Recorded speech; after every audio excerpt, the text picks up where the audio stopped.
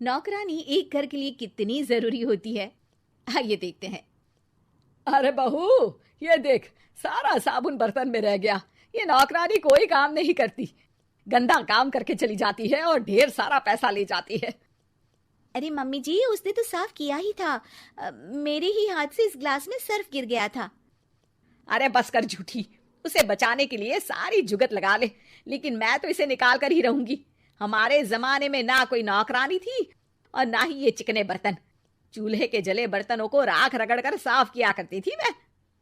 अरे माँ जी, मैं कहाँ बचा रही हूँ उसे। और वैसे भी आजकल नौकरानी जरूरत नहीं, स्टेटस सिंबल बन गया है।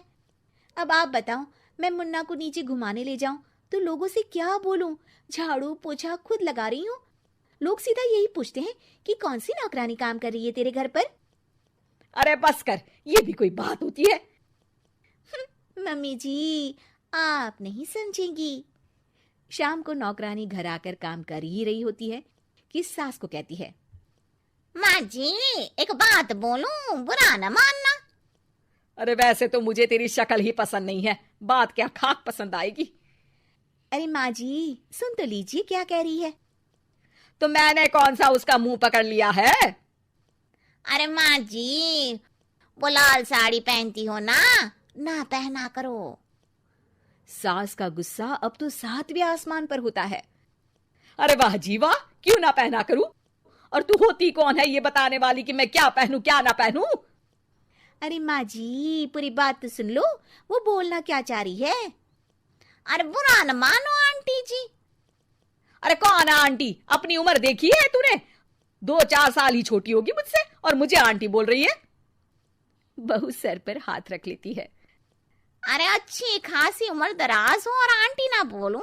मैं तुम्हारी बहू से भी 4 साल छोटी हूँ। क्यों दीदी? बोलती भी क्या, एक तरफ सास यानी पति की माँ, तो दूसरी तरफ नौकरानी जिसके बिना घर का काम नहीं चल सकता। वो दरअसल माँ जी की शादी भी बहुत जल्दी हो गई थी ना। अच्छा ये झगड़ा छोड़ो, ये बताओ तुम माँ जी को लाल साड़ी पहनने से क्यों मना कर रही हो? वो ना, इनकी उम्र की सारी औरतें सोसाइटी में इनके लिए बात करती हैं कि तुम्हारी सास बुढ़ी घोड़ी लाल लगाम है। बहू को ये सुनकर गुस्सा आ जाता है। अरे वाह वाह, कौन बोलता है जी? खुद क्या है यहाँ की औरतें, बाल सफेद लेकिन टाइट जींस और कोई कुछ भी पहने। अरे पहनना हमारा निजी हक है, किसी को कुछ हक नहीं बनता कि वो मेरी सास के लिए कुछ बोले। मैं आज ही जाकर माँ जी के लिए लाल जींस लेकर आऊंगी, फिर देखो कोई क्या बोलता है। अरे चुप लाल जींस। अरे सुन नौकरानी की बच्ची, जाकर बोल दे उन लोगों से कि उन लोगों की तरह मैं उड़ती नहीं फिरती हूँ घर बार छोड़कर। अपने बच्चों और नाती पोतों में मन लगाती हूँ, ना कि सारा दिन ताश के पत्तों में आंख गड़ाकर 3 पत्ती खेलूं। नौकरानी वहां से चली जाती है। वैसे बहू, नौकरानी के क्या फायदे हैं ये तो पता नहीं, लेकिन सबसे अच्छा तो ये कि पता चल जाता है कि कौन किसके लिए क्या बोल रहा है। सोसाइटी में तेरा नौकरानी रखने का इरादा बिल्कुल ठीक था।